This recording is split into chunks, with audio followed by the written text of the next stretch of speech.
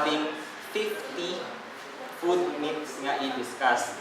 Then I realized nga hindi siya realistic because it would be very long. Then I had 30 and realized again yung malabot siya sa mga 2.5 hours. So I was now down to just 13 food myths plus some questions nga na I received from other churches. So today, I will just be sharing to you 13 food myths that I hope after the end of this lecture, mas maklaruhan na kita. And I think there is no other way to start this lecture than with a quiz. Let's have a quiz, okay? Who is our national hero? Don't worry, ang quiz ngayon one item lang. Who is our national hero? I can hear you. Okay, wala na iba niya answers? Dito. Aside from Jose Rizal, sino pa kayo iba niyo answer? Or unanimous na kaya? Okay, the answer is, we do not have a national hero. Jose Rizal is not our national hero. There is nobody. So, ang ginatudlohan din sa atin sa elementary, high school, kasi Jose Rizal ang national hero, actually naubra na lang na isang, I don't know, it's a myth. No? So, the first lesson I would like to tell everyone this afternoon is not because nga damo amo na ang pag-inchindi, amo na ang ginapatihan, amo na ang matuod. So, this is one myth nga I think everybody, I don't know, kapati nga sila sa Rizal ang national hero. Okay, let's start with the serious one. Number 1, are avocados high in cholesterol? Doktor pa ni mismo na classmate ko na mangkot sa akon. So before siguro, no, is cholesterol actually bad? The answer is both yes and no. There are good cholesterols in your body, there are bad cholesterols in your body. But your avocado actually has 0. It does not have your cholesterol because your cholesterol only comes from animal products. You cannot find that in any fruit or vegetable. And those that are actually high in cholesterol include shrimp, lobster, eggs, the most concentrated source, meat, including chicken and fish, high-fat milk, and butter. Those are some of the high sources of your cholesterol. And your avocado actually has something in it called beta-cholesterol and L-glutathione. You don't have to know that. But ang ginaobrasin na is in your body, it actually boosts or increases your good cholesterol and decreases those bad cholesterol. So, actually nami ang content, nami ang ginaobrasin ang avocado sa ipong. It has a monounsaturated fat which is not a bad fat. No, unsaturated siya, meaning nami na siyang klase ng fat. And a lot of vitamins and minerals that actually they help you reduce your fat in your body. Cholesterol, according to the editor-in-chief and another doctor from the American Journal of Cardiology, cholesterol is the only risk factor required for atherosclerosis. Now, what is atherosclerosis anyway for those in the medical field? If you can see, ang sa pinakababaw na siyang picture, amo na siya kung healthy ka pa. Then as you age, as you have more inflammation, mas nagabara na ang imong arteries. Nag-thicken ang imong arteries, mas nagabarado na siya. Now that is atherosclerosis. According sa ilang study, ano lang din isa sa number 1 risk factor, it's your cholesterol. And where do you find your cholesterol again?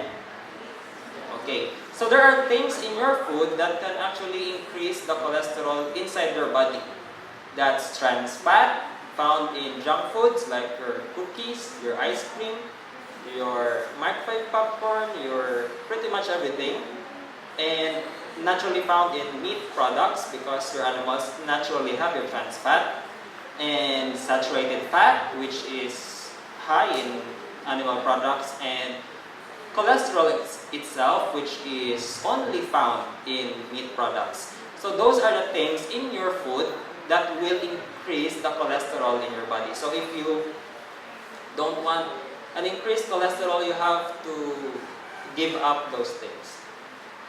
And the most concentrated, the highest of them is your egg. Now, one of the biggest studies, the Nurses' Health Study, if there were just 5 biggest studies in the world about health and disease, this study would really go into the top 5. Now this study found out that the amount of cholesterol in a single egg, just eating a single egg in a day, is equivalent to smoking 5 sticks of cigarette for 15 years. So those of you nga ginahambalan yung ang iba niya tao nga laway ang cigarette for their heart, then maybe you should also look into your plate. You might actually be doing ibang ganito kung isa lang kasi stick ilagay na sigarilyo. Mas worse pa kung kakaon ka an egg a day. That's a big study, no? And your eggs actually, according to the US Department of Agriculture, cannot, I repeat, it cannot be labeled as healthy. Now dito sa US, if you are going to have a advertisement about anything, maagi ginaaray sa ila because kung imong advertisement is false in the first place or misleading, hindi na pwede. Makasuhan ka na dito, so maagi na dito. So ang egg industry, mapasa sila sa ilang advertisement, bawal ang word nga nutritious, bawal ang word nga healthy, bawal ang word nga safe. Because those things cannot be labeled sa eggs. You cannot call them healthy, you cannot call them nutritious, you cannot call them safe. So, to be considered healthy, a food item, think of any food item, it should have 1 gram of saturated fat per 100 grams of that item. That's the limit. Kung lower, better. And only 90 milligrams of cholesterol per serving of that item. And where does the egg go to these numbers, no? 3.3 saturated fat, so it fails the first criteria. And 230 milligram cholesterol, not even 1/3 of an egg could pass the criteria. So, it cannot be labeled as healthy. Dito gid siya sa mga unhealthy food items. Now, okay, I hope that would be clear. No? The last time I was in another church talking about eggs, after some lecture na malapit sa ako, and he wanted to, tell me and try to argue that kaon din siya gyapon itlog. May ginasite siya sa ako ng mga studies, pero ang mabuti area ako ginasite is actually current na gini siya. And what's more, the American Heart Association na, okay, let's talk about the authority na, no, when it comes to the health of your heart. They have set limits. Take note, recommendation for cholesterol limits. They did not say recommended intake. Why? There is no such thing as a recommended intake for trans fat, saturated fat, or cholesterol. There is only limits. Parehas pa sa alcohol, wala yan sang recommended ni dapat. You should drink this amount of alcohol. No, there is no. There are just, they put limits. Okay, they are essentially bad for health, but they just want to give you the numbers kung anong limits mo. So, hindi ko magpati nga kailangan mo mag-eat some anything with trans fat or cholesterol. The lower, 0 is the best. Kung wala malang 0 is the best. Okay, let's go back to the eggs. If you are young, bata ka pa, ang limit mo so that you will not die too young, although kung may cholesterol ka, of course you will die at a certain age, but you will not die too young daw if you have up to 300 milligrams of cholesterol in a day. Now, if you are medyo 40s, 50s na, tapos may heart problem ka, you have hypertension, you had suffered a heart attack previously, ang imong maximum dapat in a day is around 200 milligrams. And if you are actually babae, mga 150 lang ang imong limit. And an egg can have as much as 230. So diin ka na da. At sino na lang pwede kakaon na? You know? Lapaw isa para sa babae, 1/3 na lang guro pwede makaon in a day. Sa tanan nga at risk, and then lapaw gyapon. And the penalty, if you insist, gusto mo kita makaon gyapon, you have to be a vegan for the rest of the day. Why? Just adding your chicken, lapaw. Add mo yung mga fish, lapaw. So, those who want to insist on having an egg a day, make sure you're a vegan for the rest of the day so that you don't add another unnecessary cholesterol. So, I think ang mas mayo na lang ang solution is have fruits and vegetables instead. 0 cholesterol, lowest sa mga saturated fat. Actually, ang mga nakita ko nga highest nila is average ng vegetable is 0 saturated fat. Ang mga taas na guro 2 grams is high na gitna for like I think potatoes, baked, fried potato something. But that's very low na lang saturated fat. Let's go to another topic. Mangoes are bad for a person with diabetes. So somebody posted a question in the Mayo Clinic. I've heard that you shouldn't eat sweet fruits such as chica or mangoes if you have diabetes. Is it true? Okay. Actually, your doctors will tell you this one when you go to pretty much every doctor today. Because the truth is they do not have the time to explain to you what happens to what you eat. So they just simplify it, don't eat this, don't eat that. But in the end, it does not actually solve the problem of diabetes.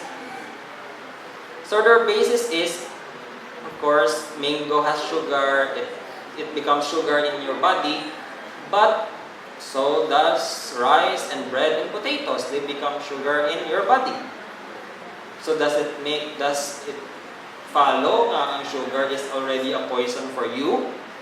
Actually, no. Your sugar is your fuel. All of those stuff that contain carbohydrates are converted to glucose in your body so that you can jump, you can move.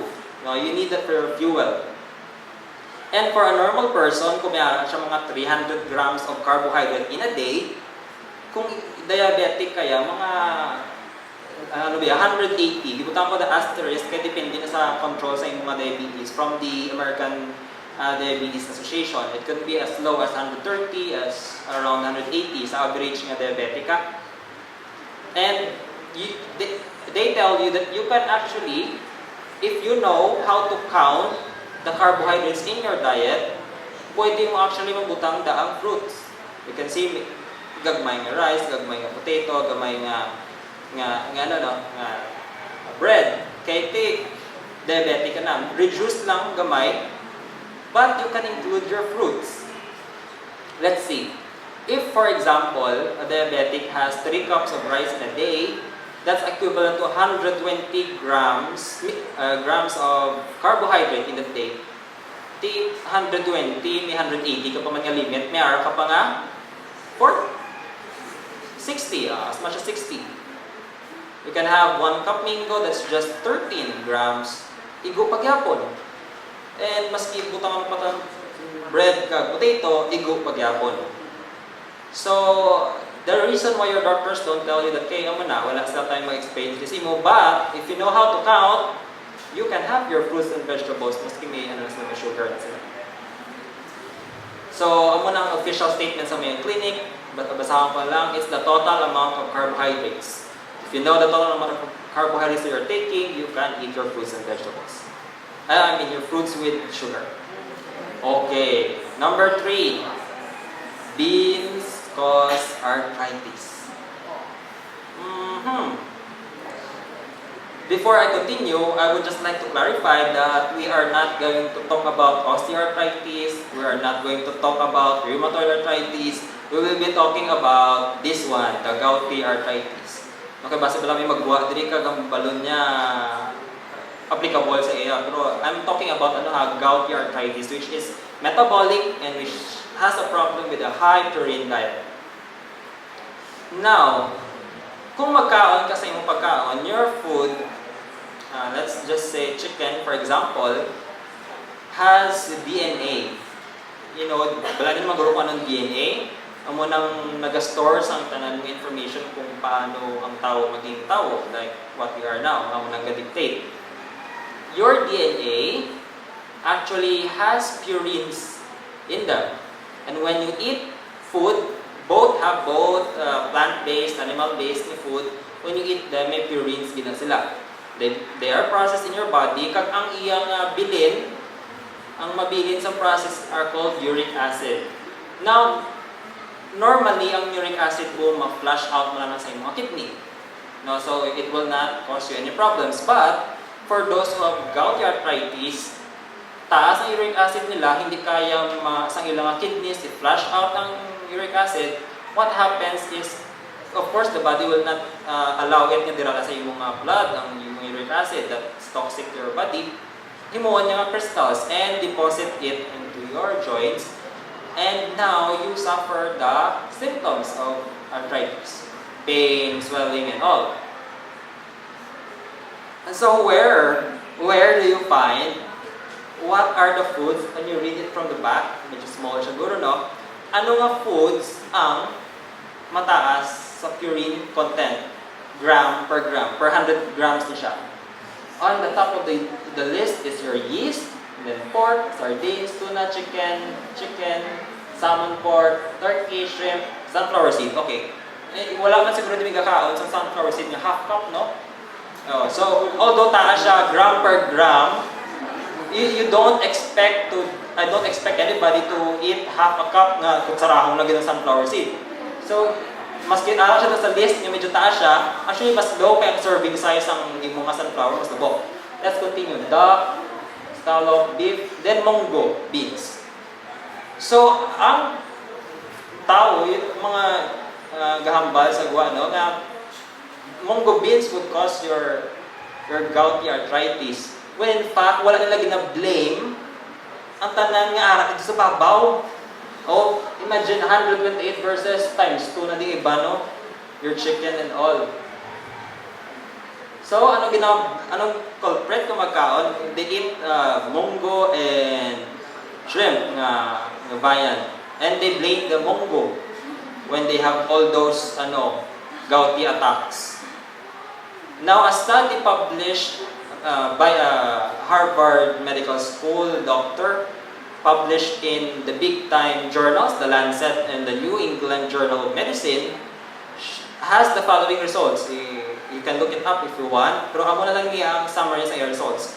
Those who consume meat, including chicken, fish, and beef, and pork, high in purine, were 40% more likely to develop gout. All types of seafoods, including canned tuna, shrimp, lobster, were 50% more likely to develop gout.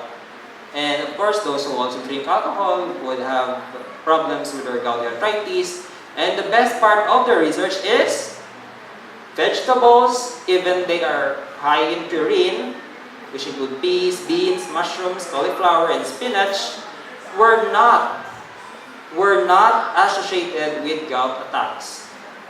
So why is everybody blaming the beans? In a study by Harvard Medical School, it's not the problem, it's the meat that they were eating. If you just imagine ang yung tanan niya uric acid sa iyong body, that whole bar that you can see up there. Then you have tuna.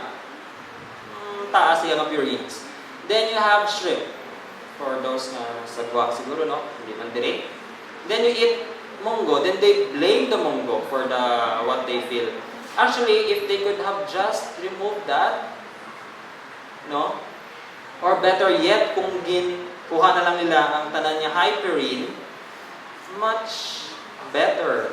Wala kaya sa gouty attacks. So actually, it's your choice. Depende kung ano gusto mo. No? It's your choice kung gusto mo gout. No? Gibutan ka ito kung ginasang coin, 50-50 gili mo yung na chances of having gout if you want diets high in purine, animal sources. Okay, let's go to another topic. Oh, ouch.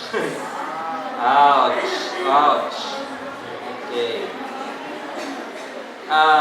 I have a special report on this at the end of my food myths. I will not discuss it right now because actually, the first time I presented this to the one church, wala ako naka-ready nga ang ilang questions gidya is about this one kiti damo mo. So, may ara ko di sa akon niya sa akong whole slides, sa end sa akong slides, it's a special topic. Anyways, let's go. Coffee and tea are good for your health. Damo-damo gid no gasite. It protects you from diabetes, liver cancer, more antioxidants than fruits and vegetables, makes you more intelligent, and makes you happy. Yung ginahambal sa nila, mga blog.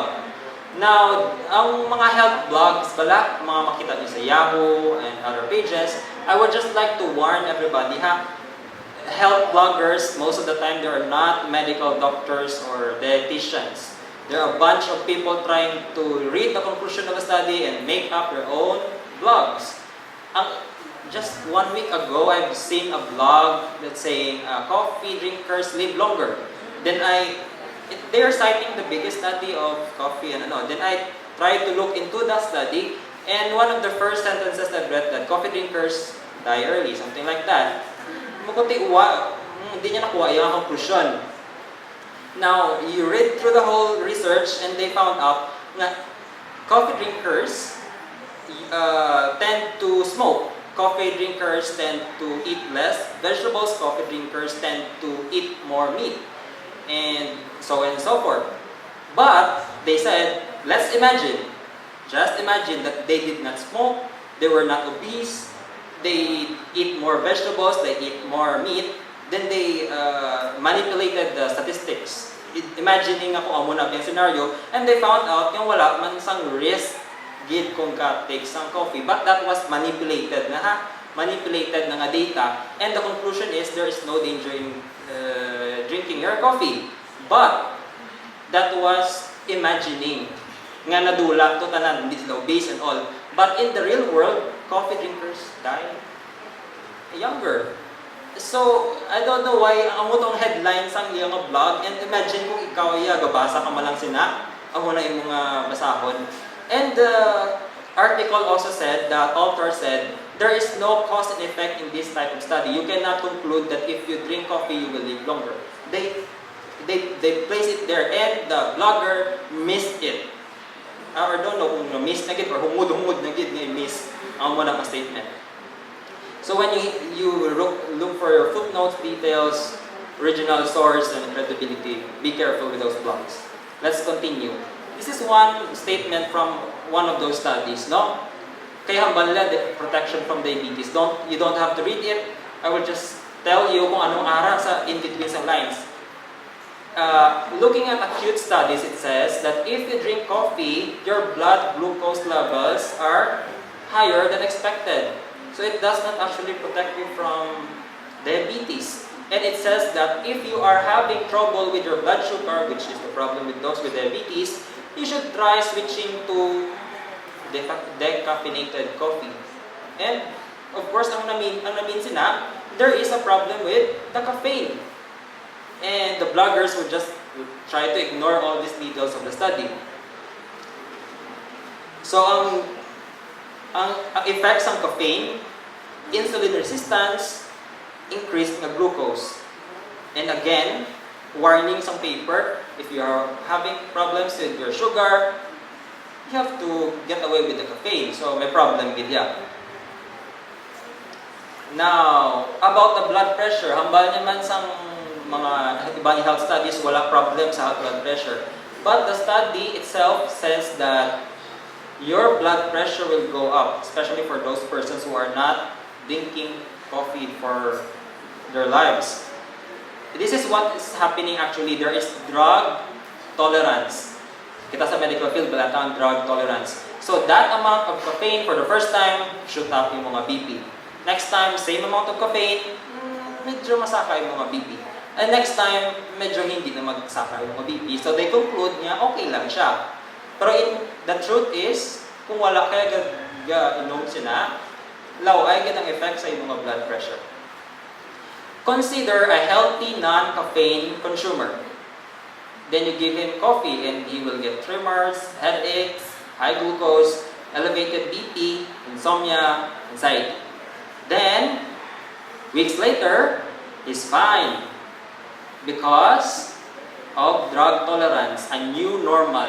You become adjusted, your body adjusts to it in such a way nga daw wala siya sang effect. So, is it a way of saying okay siya?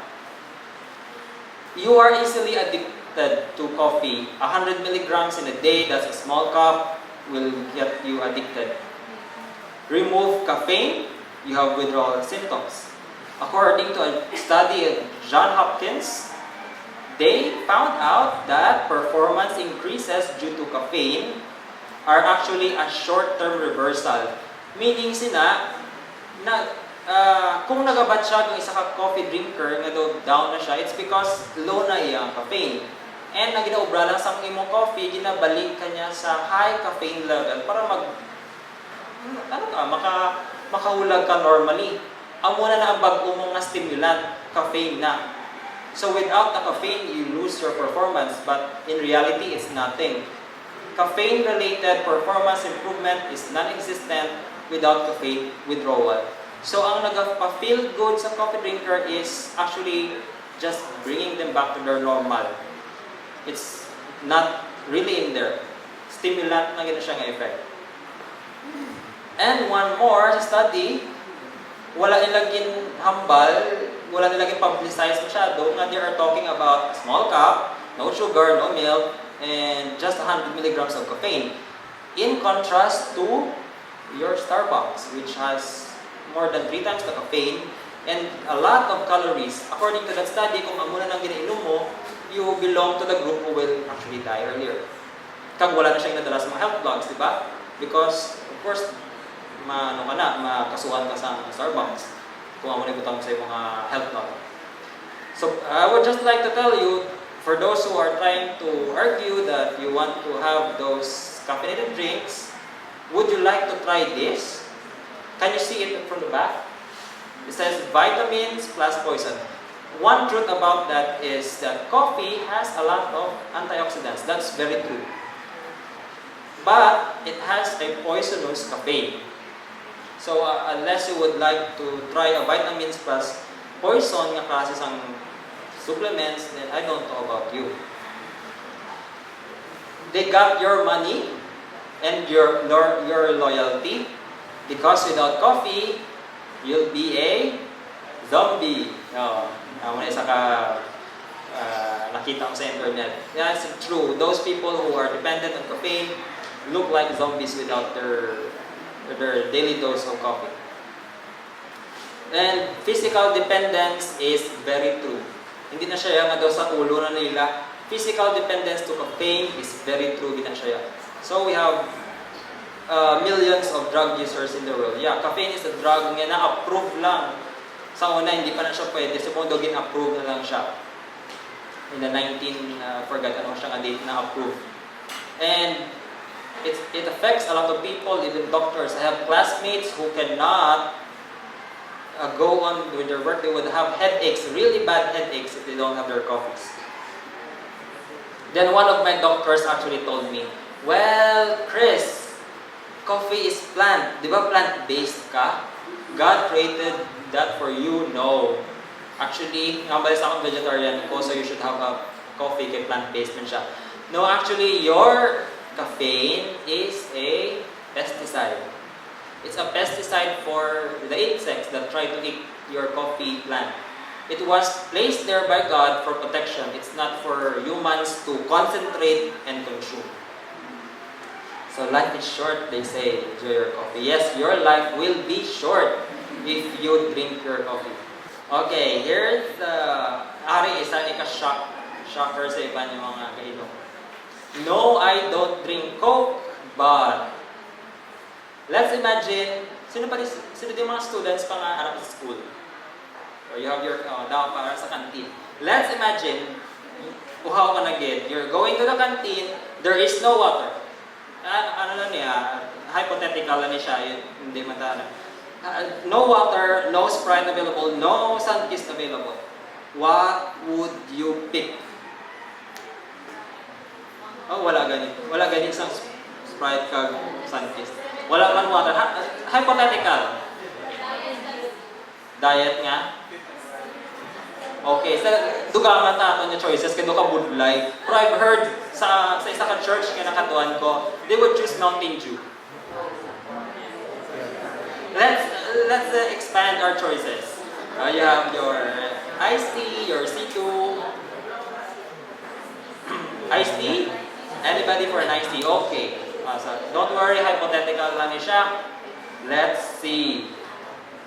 Your Coca-Cola, muna ginaayawan tagid, has 35 milligrams of caffeine. Those who chose Mountain Dew, it has 55.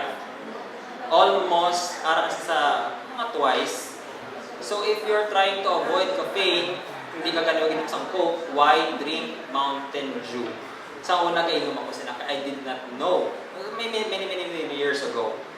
Tapos taas galing na yung caffeine niya. And you can see all your other products there.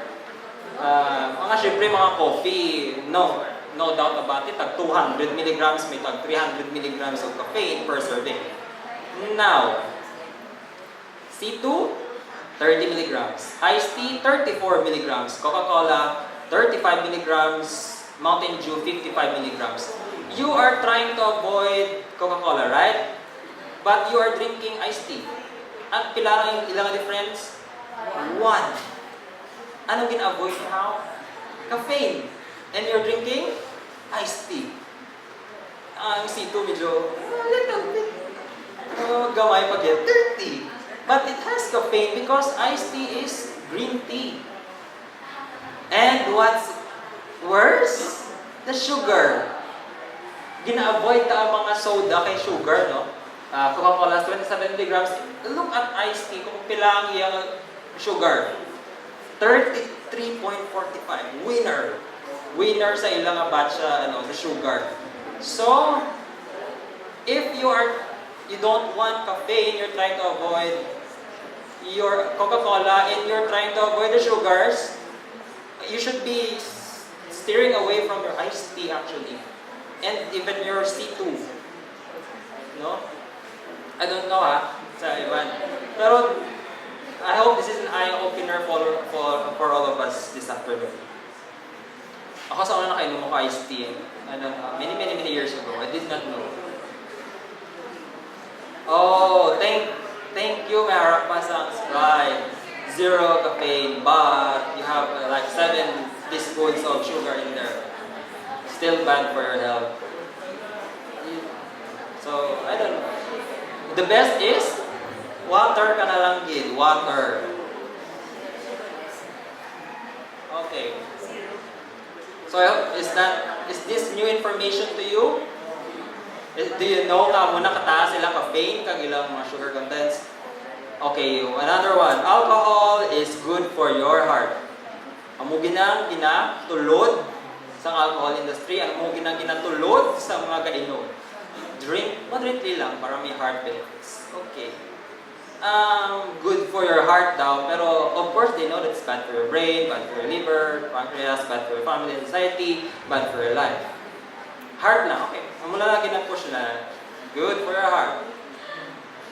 Let's see. The antioxidants in your wine or your alcohol is coming from resveratrol. Okay?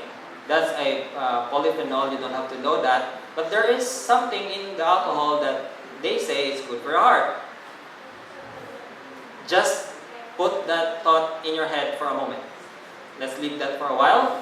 A paper, a research found in the Lancet found that alcohol is more harmful to the society than heroin. Wow, drugs na ni. This is the latest study, no?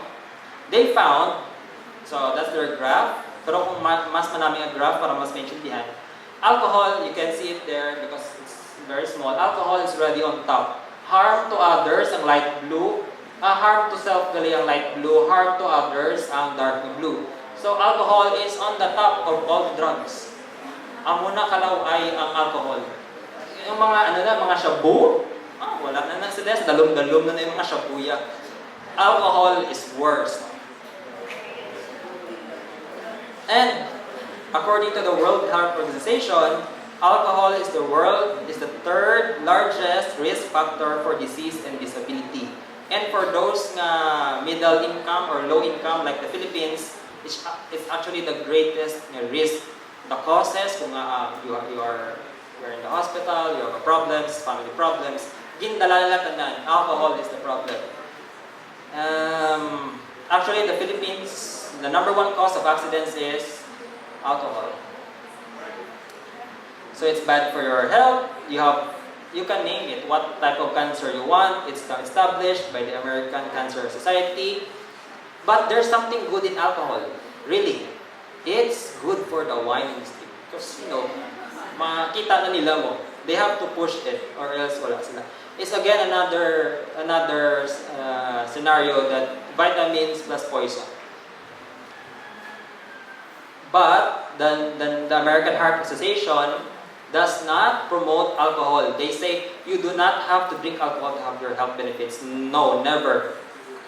Considering all the other bad effects. So wala, maski sino pa dahambal sa inyo nga doktor, you can refer them to the American Heart Association. They do not promote that. So that resveratrol that they found in your alcohol is actually from the grapes. They have it in grapes, actually peanuts, blueberries, cranberries, ara na siya. So why not have those instead and not have family problems, not have accidents, not have cancer and all the other problems. And the latest study, they collected all the studies ng mga alcohol and they found the lower pa gani alcohol, the better. Meaning kung ma-zero alcohol mo, the better. So, the new standing na subong sa tanan ng research, nothing good in it. Even for your heart, it's not good for your heart. So, your doctor trying to tell you, it's good for your heart, that's so obsolete. That's so 19-something nga knowledge. Wala na subong such thing as good for the heart. It's all rubbish. Okay. Omega-3 is only found in fish. I tried to blur the brand, but I guess you can still read the brand. Sorry. Okay, it is found in sardines, tuna, and the rest, but it's also found in flaxseed, walnuts, kidney beans, and soybeans. In fact, perdida ang tuna. Imagine just one serving, just 2 tablespoons of flaxseed. Muna kataas yung rating. Walnut, sardines, number 3 pa lang gani mo. Layo, itya. Per serving na ha. Layo-layo. Aroy isa ka kansang isang sardines na to have just 60% of your dietary reference ng intake. So, it's not found only in fish, and fish is not the best source. Marketing strategy na siya. So why tuna? Why did they choose tuna? Nga naging tuna na siya. Because if your burger has 10 grams of saturated fat, your chicken has 3.5 grams of saturated fat, your fish has a tiny 1.3 to 2 grams of saturated fat. So they figure out, siguro ang fish na lang ang butangan tas ang, omega-3, kaya ito siya ang least harmful sa ila. This is a picture. Don't worry, nobody was hurt in the picture. Ginubra-ubra lang siya ang picture. You can see here, bigyan sumbag ng isang tao. Imagine that's your heart. And the person in the middle is your cholesterol, saturated fat, and trans fat. That's the one that's causing your heart problems. We mentioned that earlier. Na kung gusto mo heart problem, all you have to do is find the sources of your cholesterol, saturated fat, and trans fat and have that. And this is your omega-3. Hey, I'm good. I don't contribute to the problem. Your omega-3 is actually just neutral. Na wala man siya sang ginabulig, kag wala man siya sang ginaharm. So they labeled it as good for the heart. Imagine. Wala sa may ginaubra, good for the heart. Oh. And actually, when you look at it, amo ni siya, no? Comparative levels of saturated fat and cholesterol. Yung bata nakaginang egg, and cheese, your beef, your chicken, your fish, tuna, and sardines nila. So, amo na sila mga levels ng saturated fat. Where did this all come from? Is it just a fishtail? Ang heart niya from good for the heart ng omega-3? It all started in 1989 with a study they called DART, the Diet and Reinfarction Trial Study. They found out that it has some benefits for those with heart problems. And so, since then, damo na gina-manufacture ang omega-3. If you have, I cannot discuss to you, pero do you know ang production sa omega-3 ng mga capsules, it wastes a lot of fish. If we have a Dutch politician, she has Miss Timmy, I think that's her name. Mayroon siya sang presentation called See the Truth. S-E-A, C as in dagat, See the Truth. Look for it sa YouTube. Dira niyo makita kung paano ginobra nila ang Adventist na siya nga politician. Kung paano ginobra ng mga fish oils. But since 1980s, 1990s, daw na nag-promote sa fish oil. But they were not talking about the next study that followed. It was the DART 2. Same researchers, more people, they studied, they want to have a follow-up. Nobody's talking about this research. Why? Because the results, they had higher risk of cardiac death. Nagkalamatay sila. Mga ginpahatagal na sa mga omega-3, nagkalamatay pag sila. Then, takot-takot na, multi-billion na nga industry ang omega-3. So, they cannot, pagwain lang, hindi nila pagwain lang ang study. Na na lang niya, tabunan na lang niya sa ibang pagin yung mga studies. Why do you think so? Because your fish has saturated fat and has cholesterol. You try to give that to your heart patients, they'll be dead in no time. And so the best study today, they collected everything. They found that there is no benefit in adding fish to the diet of those who are trying to avoid the heart problems. It does not justify the use of omega-3, they say. In fact, they are now mandating doctors to stop omega-3 supplementation because not only did they find that it does not really do anything else to your heart, they found that there is increased risk for prostate cancer and in other studies, increased risk of cardiac death. So there are no benefits. Why? Because your fish has around 23% of your unsaturated fat, like your omega-3, that is a polyunsaturated fat, good fat as they call it, but has 33% of those bad fat, cholesterol and saturated fat. So 33 versus 23, perdigid yan. And the rest are no clear benefits. That's why it increases your problems with your heart. And not only that, we have a problem with mercury, especially mga larger fishes like tuna. And so I would personally like to call fish as protein plus omega-3 plus mercury. That's the generic name of fish. Okay, let's go to this question. Eat your vegetables raw. Cooking destroys enzymes. As they say, cooking destroys the nutrients. If you answered yes, you're right. If you answered no, you're also right. It depends on what vegetable you're talking about. Cooking destroys enzymes. Now, I would just like to clear this up. The enzymes in your plants are needed for the survival of the plant. And we do not need the enzymes in there. It has a purpose for the plant, not for humans. We produce our own enzymes. But there are enzymes in your vegetable, example, broccoli.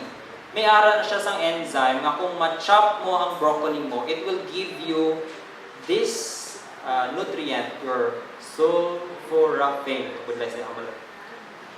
Enzyme na siya, kailangan sa enzyme para mapagwain na sa broccoli. And if you try to cook your broccoli before chopping it or chewing it, hindi makaobras ang work ng enzyme. Kaya of course, cooking will destroy your enzyme.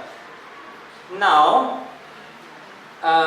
ang maayo lang obrahon, if you really like to have those nutrients, you chop your broccoli, wait for 40 minutes before cooking it, so that may time nga maka-work ang enzyme nga na. Pero ang enzymes nga it's not in every vegetable, it's limited to just a few actually ng vegetables. Or actually may studies pagit, even if you don't wait for that 40 minutes, there is a bacteria in your stomach that actually does the same. Pero if you want it to have the highest nutrients, it's better chop it, wait for 40 minutes for the enzyme to work, then cook it. And there are those na maski ano obrahon mo, basta lutuon mo, damo kagid madula, like your bell pepper, you will lose 75% of its antioxidants by any kind of cooking, boiling, pressure cooking, frying. So, bell peppers are best eaten as raw as possible, if you can do that. And there are those vitamins that are easily affected by heat. B vitamins, folate, and vitamin C. So it's best that if you cook your vegetables, the shortest time possible na pwede mo obra to preserve your nutrients. On the other hand, there are those that actually improve with cooking. Your tomato has 35% more lycopene. Your carrots has 3 times more antioxidants if you cook them. Actually, ang carrots ngayon, nabatian ko niya as early as high school pa lang ako, nabatian ko na cook your carrot something. Kasi wala, hindi pa man ako sa medical school sa una. Pero now, they do have the proof na if you cook your carrots, it's better. Your carrots, your mushrooms, asparagus, cabbage, they all have benefits if you cook them. Legumes, grains, potatoes, for better digestibility, you have to cook them. Your lima beans, you have to cook them because if you don't, you will not be able to release your cyanide. So, hindi mo na pwedeng cut on your raw. And for most foods, except siguro sa bell pepper sa picture, you can help destroy your bacteria, Salmonella, E. coli, which I believe would i-avoid if you do not plant your own plants. Kasi diyan pa na naghaling natin mga fruits and vegetables. So I think the best would be a mixture of both raw and cooked foods. Scientifically, it's the best. Now, ampalaya is good for those with diabetes. Now, this one is a little bit medical and siya. There is something na kung kanon, when you eat your ampalaya, it releases your GLP, glucagon-like peptide. For medical students, you look it up. Pero for us here, this one, amo na niya siya subong ginalaga sa mga pharmaceutical companies. They are trying nga ilugon ang action sa mga pagkaon that helps your GLP-1, such as ampalaya. Because it has been found it's helpful for those with diabetes. We have a number of studies now that prove it, pero so far wala pa sang big time studies. Pero as early as now, makita mo na ang interest ng pharmaceutical companies into copying what your ampalaya does. So it's for now we can say that it is good for those with diabetes. Ari siguro balanta naman ni is meat. Only meat contains the complete protein. I would like to be straightforward with that. I have another lecture about this. But of course, you know that soy has a complete protein. And if you don't have soy, you can always combine rice and beans. Combine rice and beans, you have a complete amino acid profile. So, in vegetables, variety is the key. Milk for strong bones. Really? I have a longer version of this topic, but I would just be straightforward this afternoon. Your milk has animal protein, which has your cysteine and methionine. Now, animal proteins are usually higher in methionine and cysteine compared to plant-based diet. And these are acid-forming amino acids in your body. What happens when you drink your milk? It produces a condition we call acidosis. So what will your body do with that condition? It will actually use the calcium from your diet, from your muscle, some from your bones, to buffer. Tums, are you familiar with Tums? That's calcium. Calcium is a acid buffer. Your body does the same. Kuhaon niya na sa imong, depende sa iya, sa imong gingkaon lang, sa gingkaon mo, sa imong muscles, sa imong bones. So ang end effect sina, you lose a lot of calcium just by having milk. The Harvard study again said that those who consume most calcium from dairy foods, from milk, grow more bones. And internationally, countries that have high intake of milk, like Norway, Denmark, United States, Canada, and all, they have higher incidence of hip fractures compared to those who rarely drink milk. Like Hong Kong, South Africa, there are those that have better bones, yet they are the ones with lower milk consumption. And so the Physicians Committee in the United States said that the countries with the highest rate of osteoporosis are the countries with highest milk intake. And Harvard would also like to add that calcium is important, but milk is not the best source. The only thing you get from milk is prostate cancer and ovarian cancer. You can get it from other sources. So if you drink milk which causes acidosis, you're basically draining down that milk to the toilet. You lose all those calcium in the toilet. Why not have soy milk instead? Or sesame seeds, or sunflower seeds, or broccoli, or our very own malunggay. The truth about bone health is this: calcium, moderate amounts from plant sources, vitamin D, sunlight on your skin, vitamin K from your dark green vegetables like malunggay, and exercise. That's the key to a strong bone, not milk, not cow's milk. That's just a marketing nilang marketing strategy nila ang milk for strong bones. And nobody is talking about it, diba? Sa commercials, strong bones gawin nila gina-push. Butter versus margarine. Halin pa niya sa unang battle nila nga duwa kung di na sila nga better. But actually when you look at it, it depends which way you want to diet. Butter, you have saturated fat and high cholesterol. Your margarine mas lubog, but it has trans fat. Trans fat will also make your cholesterol higher. So actually, for me, there is no better for any of those. You have to put it away.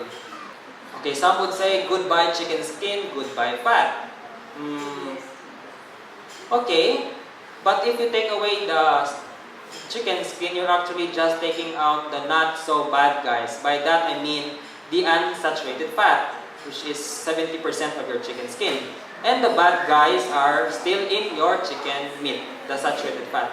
So if you want, for those who really want to cut out their fats, there's no point in taking out. You can cut a little fats, but you will be taking out the unsaturated fat.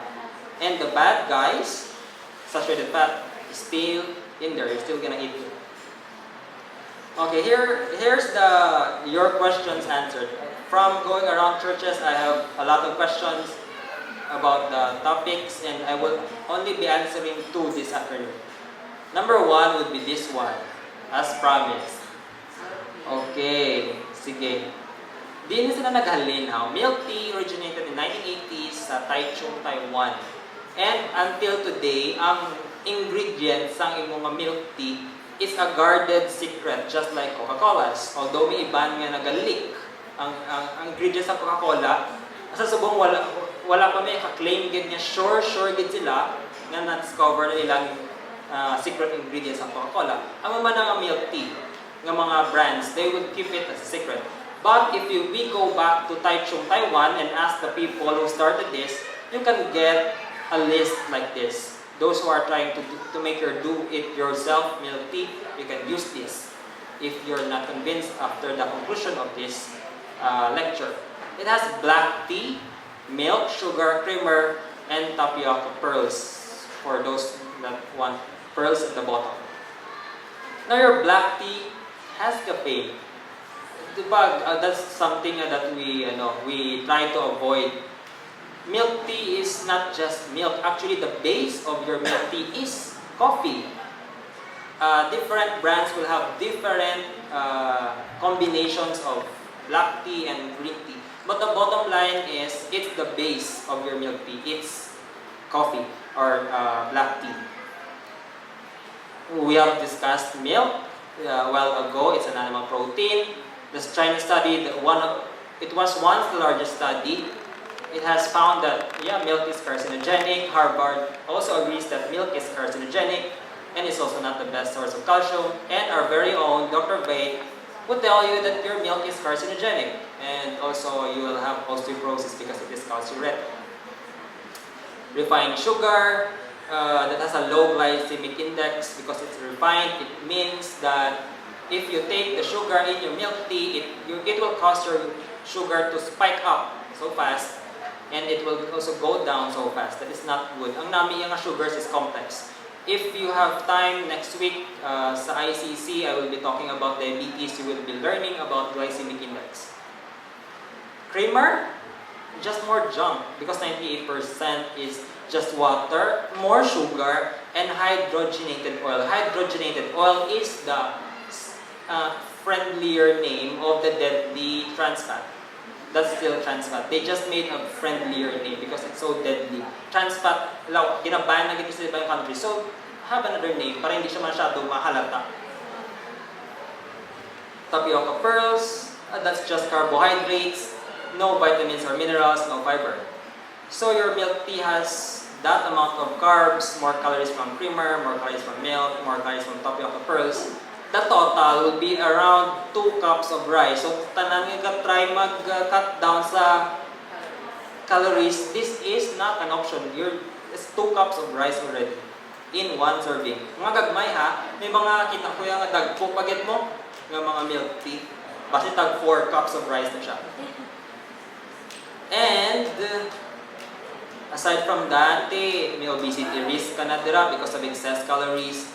You have osteoporosis and cancer from your milk protein. And the secret ingredients. Amuning kladukan. The secret ingredients. Because hindi nila paghambal sa atin. But, may kakaltabo nga contamination. Last year, I was on duty at Illinois Mission Hospital. Somebody came in. Upod ko nga junior intern na balik sa akong doc. Nakainom daw sa Dakasi. Okay, ito ano? Though wala lang sa akon. Then 3 hours later, we heard of a news kami napatay na sa Iloilo Doctors Hospital. Same brand. So ako, wow, grabe no. May ano gali. Take for granted ko ang history taking sa amon ko junior intern. That was very significant gali. And the secret ingredients actually, in 2011, there was a big controversy because they found from a big brand, I will not name it, para syempre likaw na lang kustanan, they found that it contains DEHP, a softener for PVCs, your plumbing plastics. They use it for a stabilizer, and it gives milk tea a airy, though light na texture. And it was just discovered in a contamination. So, the rest of the secret ingredients, we will not know. Who knows what's in there besides calories, carcinogens, and plastics. So, asa subong is a secret kung ano na siya da. So, just watch out kung ano pa iba yung secret ingredients na magawa sa inyong mga milk tea. And last, probably the most problematic food myth that I've encountered around is this. Are you familiar with this? Who's familiar with this? A little bit. Okay. There is somebody who's trying to teach people, actually, sa ako na church, damo gini, they're trying that there is a diet for a certain blood type. So where did this come from? This is the person, Peter the Damo, is a naturopathic physician, and he has sold 7 million copies of his book in 52 languages. And he is not alone. There are people also trying to discuss the same things in their books. And not only widespread sini, even sa church ta, I've heard a pastor already talking about this, and it's really alarming. You cannot see this one siguro from afar, pero amo ni siya ang summary sa ilang blood type and your diet. Now, the first thing that I've na-notice ko, which makes it really wrong in the first place, is I found a lot of meat in there. If you have another topic about meat, problems with cancer in meat, pero tiyan mo na, gina-push niya ang red meat sa iba niya food groups, and you have to avoid some vegetables in some food groups. Yeah, okay, that's problematic. So I had taken some parts of the book. It says that certain beans, legumes, contain lectins that deposit in your muscle tissues, making them more alkaline and less charged for physical activity. So if you are a blood type O, you should not be eating beans. That's in page 53 of his book. Problem is it does not have a scientific reference, just a blah blah blah blah blah. No scientific evidence, and he repeatedly does that throughout his book. No, just blah blah blah and then no citation. He has to either publish his own research or cite another scientific study. But he does not. He just continues writing in his book. He says that those with blood type A who drinks milk will have agglutination process in his body, and blood type O's do not tolerate whole wheat products at all. So if you're a blood type O, you can't eat whole wheat products. But still no studies. And if there is such an agglutination process, pathologists should have known it by now. It's just virtually, it's not existent. Still no scientific reference. Blood type B, Asians should incorporate milk in their diet. And the author does not even know that Asians are lactose intolerant. That's going against established facts. Oh no. And he says blood type O's don't produce enough iodine. We don't produce iodine. You have to eat that iodine. We don't produce that. That's an erroneous statement from the author. And again, he tried to cite a study. But if you look at the study, it contradicts what he's trying to say. So the true study, what that he tried to cite, says that all the foods agglutinate the red blood cells regardless of what blood type you have. And he just wanted to use the title probably to make his book credible, but it's against his study. Another erroneous statement. And he was talking about trials that he was doing, but the trial never published, never heard again. In another book, he has another book, he was also talking about a clinical trial, and it was never published, and it was never heard again. And if you search for peer-reviewed websites like PubMed, you will not find anything under the author's name, which means he did not produce any peer-reviewed scientific review. No research in short. And so, those who were reading his work tried to help the author. They tried to do a scientific study, which the author fails to do. And the study is published. And what did they find? 1,555 persons, they found that there is no evidence to support the blood type 10. It was really devastating for those people to find out the opposite. And so that's one scientific study you can have for blood type and diet, but it's contradictory again. And I also visited his page. I know it was a waste of time. Anyway, I just want to know what he's been putting in his webpage. He has scientific articles about diet, disease and blood groups, but it was only discussing about disease and blood groups. Now, nothing about diet in there. A very misleading title. And it was not his own study. He was citing studies from the 1920s and the 1960s, almost a century ago. Test tubes, not clinical trials. Another thing from his website, blood groups and the intestine, still not a clinical trial, test tubes, and it was from the 1950s. He was citing authors from the 1950s. He was not making up his own research. Lectins and we can go all afternoon, test tubes, 1940s. I did not find anything. The article was written in 2009. You know, the heading, so that it appears that it's new. But you look at the references down there, it's 1930s, 1940s, so old. And of course, he was talking about this. Blood type O came 30,000 years ago, blood type A 20,000 years ago, blood type B 10,000 years ago, blood type AB 1,000 years ago. That's evolution. Yeah, that's what he's teaching, and I'm surprised that people in the church are trying to embrace this. So why there are times that it works for people. That's why there are a lot of people trying to follow. Why? Because it has nothing to do with their blood type. It has everything to do with their ability to stick to a sensible vegetarian or low carbohydrate diet. Because people who try to follow would have to stick to one diet. And most of the diets kita provide them, may iban nga vegetarian, kung meat, lean meat. So may iban nga niwang iban sila.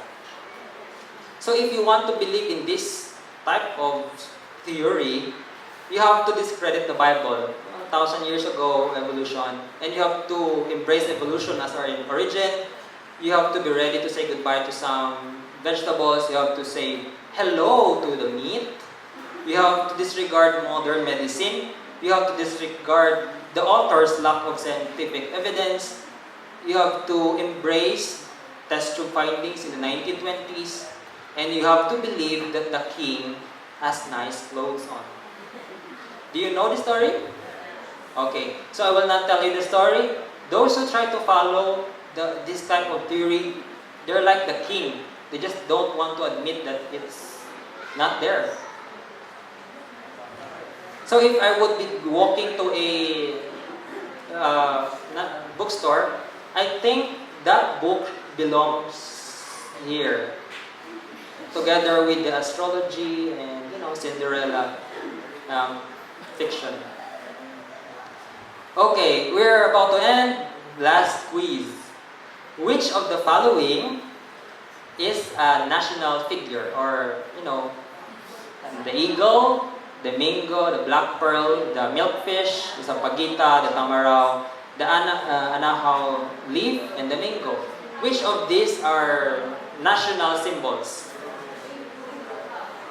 Do you know? Actually, only the eagle, the Philippine eagle, the nara and the black pearl. The rest are myths.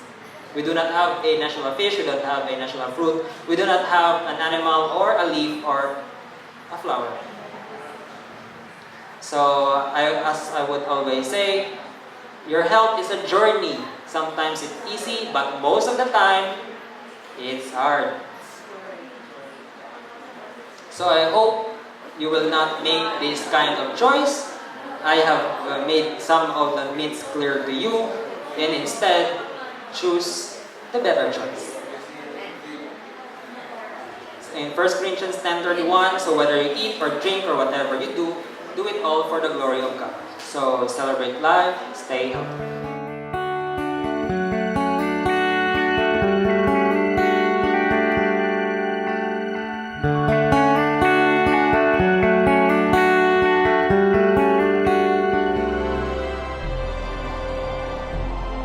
Coming Broadcasting Network.